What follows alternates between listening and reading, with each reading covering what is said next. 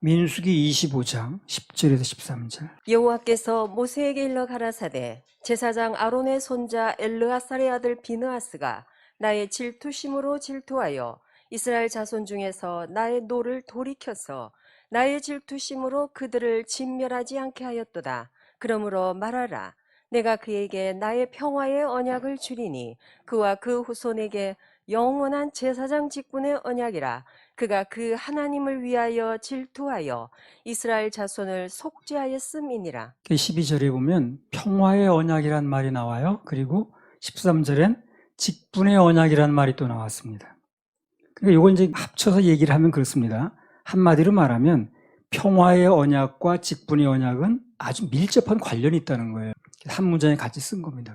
그래서 이거 더 이제 구체적으로 얘기하면 하나님과 평화한 사람만이 그분께서 주시는 직분의 언약을 받을 수 있다는 거죠. 그러니까 직분을 먼저 받기 전에 뭘 해야 돼요?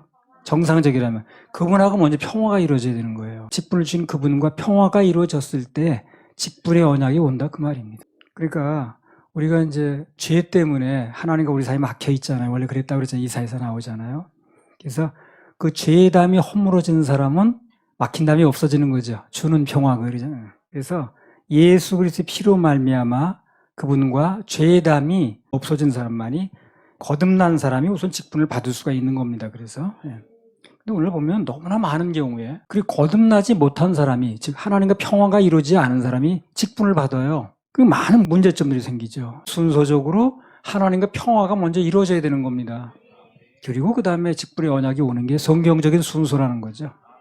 자, 그 다음에 하나님과 죄의 담이 허물어지고 거듭난 사람이 삶 속에서 하나님과 평화를 이루는 중요한 요소가 또 있습니다. 이제 그게 오늘 이제 얘기할 거예요. 그게 뭐냐면 민수기 25장 11절 12절 한번 읽어보세요. 제사장 아론의 손자 엘르아살의 아들 비느하스가 나의 질투심으로 질투하여 이스라엘 자손 중에서 나의 노를 돌이켜서 나의 질투심으로 그들을 진멸하지 않게 하였도다.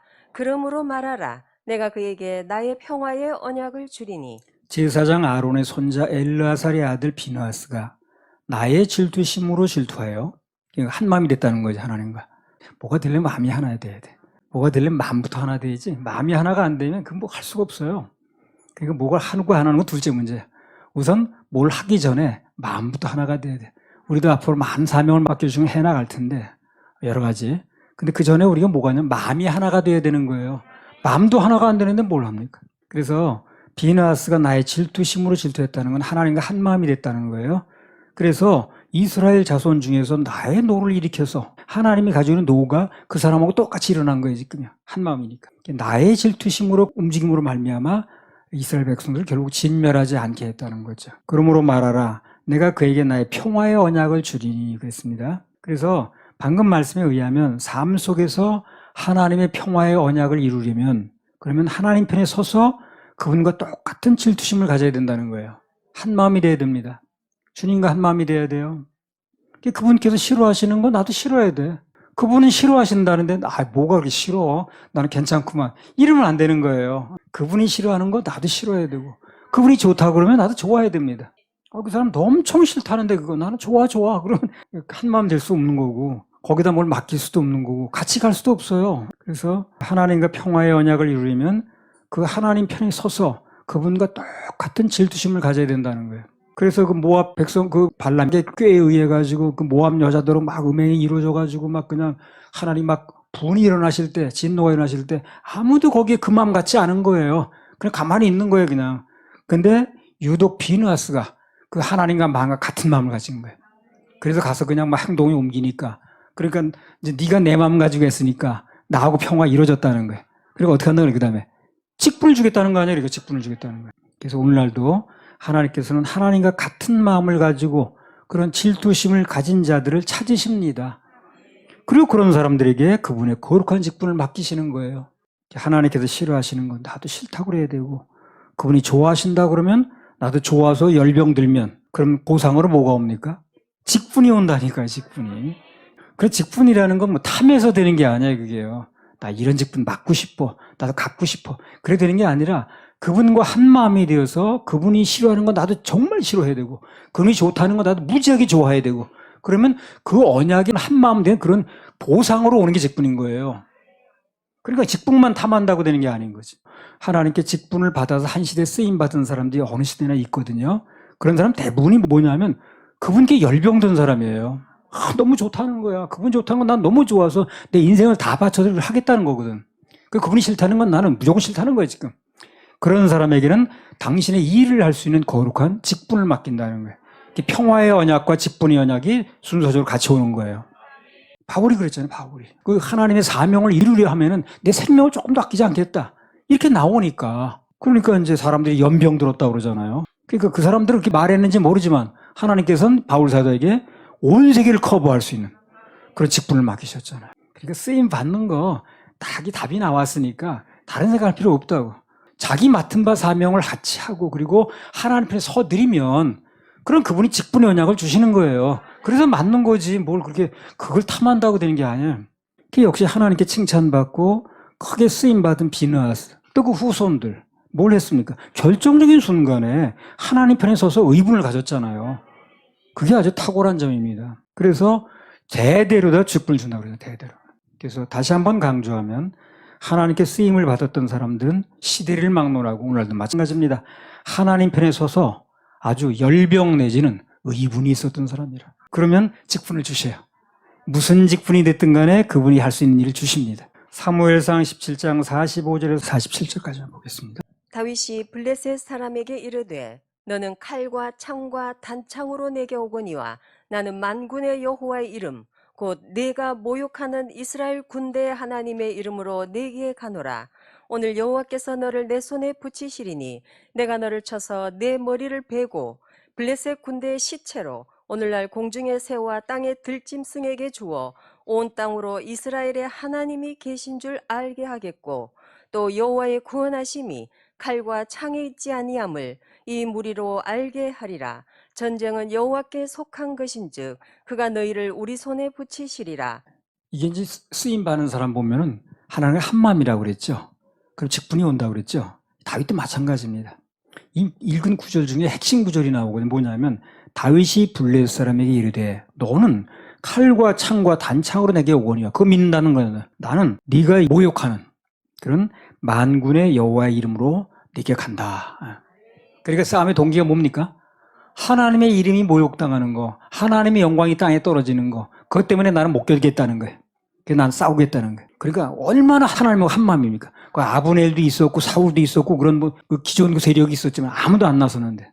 그래서 다윗이 골리앗과 싸우는 동기가 그거예요, 바로. 오직 하나님의 이름이 땅에 떨어지는 거, 의분 때문에 골리앗하고 싸우겠다는 거예요. 그래 하나님과 한 마음이 딱 돼버린 거예요. 사무엘상 17장 48절 49절.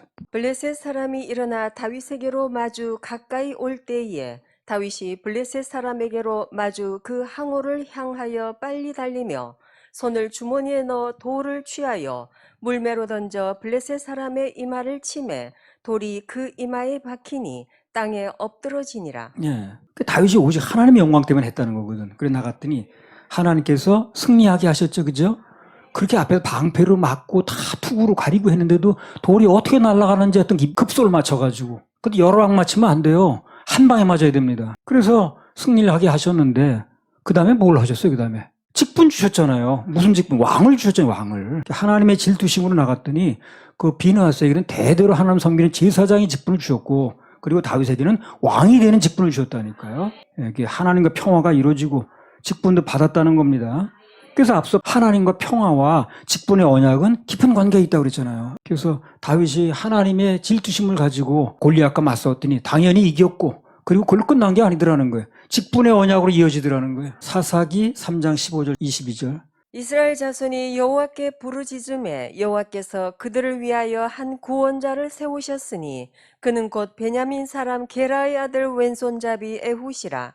이스라엘 자손이 그를 의탁하여 모압 왕 에굴론에게 공물을 바칠 때에 에훗이 장이 한 규빗 되는 좌우에 날선 칼을 만들어 우편 다리 옷 속에 차고 공물을 모압 왕 에굴론에게 바쳤는데 에굴론은 심히 비둔한 자이었더라. 에훗이 공물 바치기를 마친 후에 공물을 메고 온 자들을 보내고 자기는 길갈 근처 돌 뜨는 곳에서부터 돌아와서 가로되 왕이여 내가 은밀한 일을 왕에게 고하려 하나이다. 왕이 명하여 종용케 하라 하매 모셔선 자들이 다 물러간지라. 에훗이 왕의 앞으로 나아가니 왕은 서늘한 다락방에 홀로 앉아 있는 중이라. 에훗이 가로되 내가 하나님의 명을 받들어 왕에게 고할 일이 있나이다 하매 왕이 그 좌석에서 일어나니 에훗이 왼손으로 우편다리에서 칼을 빼어 왕의 몸을 찌르매 칼자루도 나를 따라 들어가서 그 끝이 등 뒤까지 나갔고 그가 칼을 그 몸에서 빼어내지 아니하였으므로 기름이 칼날에 엉기었더라. 그래서 에웃이라는 사람이 그 시대에 쓰임 받았거든요. 민족의 구원자로. 그 사람을 쓴 이유가 여기 나왔습니다. 뭐냐면 마찬가지입니다. 그런 이제 모압 왕이 그 이스라엘을 다스리고 있을 때인데, 그러니까 이제 곡물을 갖다 바쳐야죠. 바치고 오는 길인데 딱 돌아가다 보니까 길갈 근처에 돌 뜨는 곳에 이제 이르게 된 거예요. 그 돌을 왜 뜨냐면 그 당시에 우상 만드는 거예요. 그거 거기서 그거 만들어가지고 갖다 바치는 데라. 그걸 딱 보는 순간, 야, 저걸 갖다 바치게 되면 저 많이 세워놓을 텐데, 이제 그 자기네 나라뿐만 아니라 이스라엘 그 자기 그 다스리는 나라에 많이 세워놓을 텐데, 저것 때문에 얼마나 많은 사람들이 우상을 섬길 것이며, 하나님이 얼마나 저것 때문에 마음이 상하실 것인가. 이 마음이 들어가기 시작한 거예요. 그러니까 의문이 일어난 거예요. 그래서 거기서 다시 돌아갔어요. 그 모압 왕을 다시 만나러 간 거예요. 그래서 그냥 막 그때부터는 가서 내가 죽을지 살지 그건 생각도 안 하는 거예요. 가서 무조건 난 어떻게 처리를 해야겠다는 거예요. 목숨을 다시 가서 모압 왕을 칼로 찔러 죽였습니다. 이 원한이 얼마나 사무쳤는가 하는 걸 알 수 있는 구절이 나왔어요. 여기요. 자, 3장 21절 22절. 에훗이 왼손으로 우편다리에서 칼을 빼어 왕의 몸을 찌르매 칼자루도 나를 따라 들어가서 그 끝이 등 뒤까지 나갔고 그가 칼을 그 몸에서 빼어내지 아니하였으므로 기름이 칼날에 엉기었더라. 대부분 관통을 하지 않고 그냥 찔리는 걸로 끝나요. 그래 뭐 이 모압 왕은 굉장히 비둔한 사람이에요. 그 짧은 칼이 그게 들어가서 등까지 나갔다는 건 어떻게 한 거예요? 이거는 그냥 찔린 게 아니에요. 그냥 아주 자기 그냥 온 힘을 다해서 체중을 다 실어가 찔른 거예요. 그러니까 그 칼이 등까지 나가버린 거예요. 그 비둔한 사람이 엄청 찔린 거지 그게. 아주 온 힘을 다 찔린 거야. 자기 체중을 다 실어서. 그러니까 이게 아주 얼마나 마음이 사무쳤고 원한이 사무쳤나는 게 드러나는 거예요. 이게 그냥 툭 찔러 온 게 아니에요. 그 힘을 다 찔렀다는 이 행동 속에는 그 마음이 얼마나 사무쳤는가 나오는 거예요. 그런 마음이 있으니까 어떻습니까? 하나님 쓰시는 거예요. 그 마음이 있어야 움직이는 거거든. 그 마음이 있는 사람은 월급 안 줘도 해. 그런 마음이 있는 사람 밥 굶고도 해. 난 그 마음이 있는 거니까. 그 마음이 없는 사람은 뭐 생기는 게 있네 없네 이런 걸 해가지고 내가 뭐 무슨 이익이 뭐냐 무슨 이런 얘기하고 앉았는 거예요. 그게 못하는 거죠. 근데 그 마음이 있는 사람은 생기는 게 있는지 없는지 뭐 생겨도 좋고 안 생겨도 좋고 그런 것 때문에 하는 게 아니니까. 그래서 그 마음이 있는 사람이 쓰임 받는 거예요. 비나스가 쫓아가서 창을 찔렀다 그러지 뭐 그 사람이 상 주는 거예요 뭐 하는 거예요. 그게 아닌 거예요. 하나님 보실 때 아닌 거예요 저거는. 그렇다면 나는 그 다른 건 뭐 내가 뭐 유리하냐 불리하냐 생각할 여지가 없다는 거지. 그러니까 하나님께서 그런 사람을 꼭 직분을 주시더라는 거예요. 참 이 마음이 없는 게 문제지 이 마음만 있어봐. 그러나 장래는 보장됩니다. 하나님 그런 사람 내버려 두지 않아요. 반드시 무슨 일이 주셨습니다. 에웃의 마음속에 하나님의 이름이 땅에 떨어지고 그냥 그 우상 때문에 우리나라 민족들이 그냥 망할 생각하니까 막 의분이 있는 거야. 그러니까 내가 갖다 죽을랜지 살랜지 이걸 해가지고 내가 얻는 게 뭔지 뭐 수당이 나오는지 이걸 따지지 않는 거야. 비나스는 어땠습니까? 얼마나 세게 찔렀으면 남녀가 이렇게 포개에 있는데 그 둘을 다 찔러버린 거야. 그러니까 아주 그냥 뭐 그 마음이 나타나 있는 거예요. 그 찔린 동작 속에. 그런 마음이 있으니까 쓰는 거예요. 그런 마음이 있으니까 또 움직이는 거야. 그런 마음이 없는 사람 움직이겠어요. 어느 시대를 막론하고 마음속에 그 의분이 있는 사람은 하나님께서 뭔가 일을 맡기시더라고 나중에. 그리고 그런 사람을 왜 쓰시냐면요. 그 의분이라는 게 움직이는 배터리입니다. 그게. 그래 그 사람이 뭘 받고 움직이는 사람은 안 받으면 어떻게 해요? 움직일 힘이 없죠. 뭐 돈 주는 것 때문에 그때 움직이는 사람은 돈 안 나오면 움직일 힘이 없는 거예요. 그러나 그 의분이 배터리가 되는 사람은 뭐 생겨도 안 생겨도 움직이는 겁니다. 아무튼 비느하스의 위대한 점이 뭐냐면 하나님 편에서 그분의 의분을 똑같이 가졌다는 거예요. 그래서 오늘 이 말씀을 듣는 모두가 또 유튜브를 통해서 받는 모두도 하나님을 향한 의분이 있길 바랍니다. 그게 있어야 됩니다. 그게 알맹입니다. 없으면 하나님께 좀 구하세요. 달라고. 어쨌든 그게 있어야 움직이는 거예요. 이 일 해나가다 보면요. 어려움도 많고 말할 수 없는 어려움이 많아요. 그걸 이길 수 있는 힘이 그 의분입니다. 그래서 어쨌든 정말 움직이는 동력이 의분이래야 돼요. 그럼 하나님께서 그 사람이 뭐 얼마나 모자라는 사람이든 무슨 뭐 배운 게 있는 없는 거 따지지 않고 직분을 주는 겁니다.